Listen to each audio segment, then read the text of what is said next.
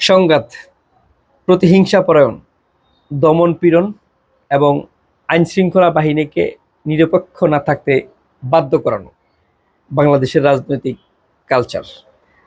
রাজনৈতিকভাবে উত্তপ্ততা ছড়ানো, দেশকে অস্থিরতায় রাখাও একটা রাজনীতি, যেটা যুগ যুগ ধরে এদেশে ধারাবাহিকভাবে হয়ে আসছে। ভবিষ্যতেও এর পরিবর্তন না ঘটে এই ধারাই অব্যাহত রাখা হবে, এটাতে কোনো সন্দেহ নাই। আমরা এখন পর্যন্ত যেটা লক্ষ্য করেছি, বাংলাদেশে যেসব রাজনৈতিক দলই ক্ষমতায় থাকুক, বিরোধী মতের কিংবা তাদের বলয়ের ব্যতীত অন্যান্য রাজনৈতিক দলের নেতৃবৃন্দকে শাসন করতে পছন্দ করেন, কারণ এটা রাজনৈতিকভাবে একেবারে প্রতিষ্ঠিত হয়ে গেছে। কিন্তু 5 আগস্টের 2024-এর 5 আগস্টের পরে বাংলাদেশে নতুন করে একটা বাংলাদেশের মানুষজন স্বপ্ন বুনতে শুরু করেছে।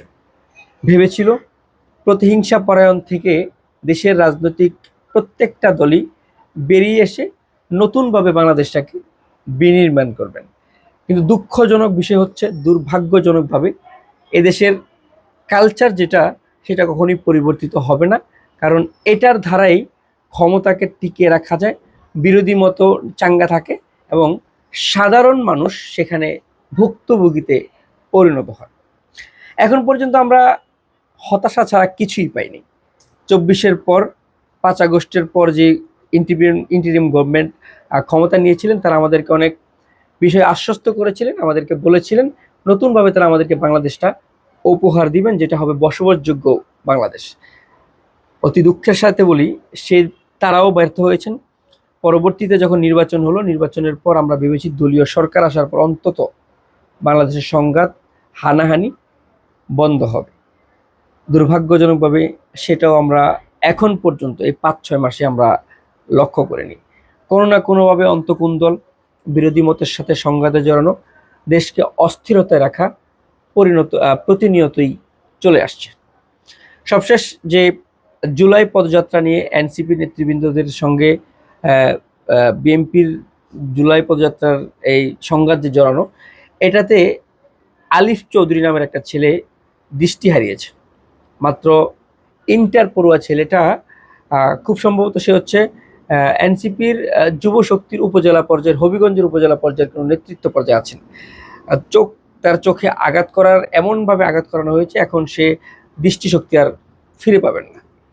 আমার কথা হচ্ছে, রাজনৈতিকভাবে একে অন্যকে দেখতে পারবেন না, একে অন্যের সাথে একটা বিমত থাকবে, দ্বিমত থাকবে, ঝগড়া থাকবে, ঝামেলা থাকবে। এই জন্য তো এইভাবে আক্রমণ করা যায় না। একই সাথে আমরা লক্ষ্য করেছি এনসিপির নেতৃবৃন্দরাও উস্কানিমূলক বিভিন্ন বক্তব্য দেয়। উস্কানিমূলক বক্তব্য আপনাদের কেন সরকারকে দিতে হবে? একটা সরকার ক্ষমতায় বসেছে, যেটা নিয়ে আপনারা মিলেমিশে বাংলাদেশটাকে বিনির্মাণ করবেন, কিন্তু আপনারা সরকারকে আরো বেশি রাগান্বিত করছেন, সরকারের দলীয় নেতৃবৃন্দকে আপনারা রাগান্বিত করছেন। এইটা কেন দরকার? আপনারা তো এইভাবে দেশকে চালাতে পারবেন না। কারণ সরকার তার প্রচেষ্টাটা করবে দেশকে সুন্দরভাবে চালানোর জন্য, আপনারা তাদেরকে সহযোগী হিসেবে সাহায্য করবেন। কিন্তু না, আপনারা তাদেরকে উস্কে দেন, যার কারণে এই যে দলীয় সরকারের কিছু নেতৃবৃন্দ আছেন, তারাও অনেকটা ক্ষিপ্ত মনোভাব পোষণ করে। এই যে সংঘাত ঘটলো, আপনারা তো ভাই আপনাদের গাড়ি ঘোড়া নিয়ে চলাফেরা করবেন, আপনারা বক্তৃতা দিবেন, এই যে ছেলের এই চোখটাকে নিয়ে রাজনীতি করবেন, চোখটাকে পুঁজি করে আপনাদের রাজনীতি হবে, এই ছেলের কি হবে? এই ছেলেদেরকে আপনারা কি দিবেন? দৃষ্টিশক্তি ফিরিয়ে আনতে পারবেন? 5 আগস্টের এই ঘটনায়, এই জুলাই অভ্যুত্থানের মাধ্যমে যেসব হতাহত হয়েছে, যারা নিহত হয়েছেন, তাদেরকে আপনারা কি দিতে পেরেছেন? আপনারা সবাই নিজের নিজের আখের গুছিয়ে ফেলেছেন এবং কেউ বিরোধী দলে গেছেন, কেউ সরকারে বসেছেন। সাধারণ মানুষ কি পেয়েছে? সাধারণ মানুষের মাথায় ট্যাক্সের বোঝা, সাধারণ মানুষের মোটরসাইকেলে অতিরিক্ত অকটেনের দাম, মানে জিনিসপত্রের দাম বাড়ানো, সব মিলিয়ে আমরা আসলে সাধারণ মানুষ কি পেয়েছি? আমাদেরকে কেন শোষণ করা হচ্ছে?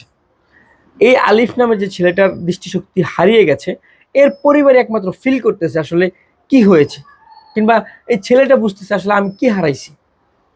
আপনি চোখ থাকা সত্ত্বেও যখন অন্ধ থাকবেন, আপনার এর চেয়ে কষ্ট আর কিছু হতে পারে না। আলিফের এই চোখ নিয়ে এনসিপি রাজনীতি করবে, বিরোধী মতের দলীয়গুলো রাজনীতি করবে, আলিফ কিন্তু তার চোখ ফিরে পাবে না, এটার কোনো সম্ভাবনা নাই, ডাক্তার বলেছেন। তাহলে বিএনপি, এনসিপি, জামাত ইসলাম বা যারা এখন সরকার বিরোধী দলে আছে, তাদের কেন তারা কেন সংঘাতে জড়াবে? এইটা তো আমাদের প্রত্যাশা ছিল না। আমরা ভেবেছিলাম 5 আগস্টের পরে সুশৃঙ্খল বসবাসযোগ্য একটা দেশ আপনারা আমাদেরকে উপহার দেবেন। দুর্ভাগ্যজনকভাবে আমরা সবসময় হতভাগা। আমাদের কখনোই পরিবর্তন ঘটে না। আমাদের মানসিক, আমাদের শারীরিক সব দিকে আমরা ক্ষতিগ্রস্ত। আলিফ নামক যে ছেলের এই চোখ হারিয়েছে তার জন্য সমবেদনা জানাই, এবং এটাই আমরা প্রত্যাশা করি অদূর ভবিষ্যতে বা সামনের দিনগুলোতে বিএনপি, জামাত বা এনসিপি এই বলি, যেসব দলই বলি, আওয়ামী লীগই বলি, কথার কথা আওয়ামী লীগ তো কোনো এক সময় কোনো ফিরবে, যে অবস্থা তৈরি হয়েছে, আওয়ামী লীগ কি ফিরুক, তো সেখানে সবাই মিলে যে আপনারা একত্রিত থাকেন, কারণ এখন আওয়ামী লীগকে ফেরানোর জন্য একটা প্রচেষ্টা হবে। স্বাভাবিকভাবে আওয়ামী লীগ বাংলাদেশের বড় রাজনৈতিক দল, ইতিমধ্যে সেই দলীয় প্রধান বলেছেন ৩০ ডিসেম্বরে আসবেন, আসুক বা না আসুক সে কিন্তু হুঙ্কার দিচ্ছেন। তো তাকেও যেহেতু তারাও যখন ফিরবে, তখন যদি আবারও এই সংঘাত, এই হতাহত নিহত ঘটে, আমরা কোথায় যাব? আমাদেরকে এই দেশ থেকে টিকিট দিয়ে পাসপোর্ট বানিয়ে অন্য দেশে পাঠিয়ে দেন, আমরা অন্য দেশে গিয়ে বসবাস করি।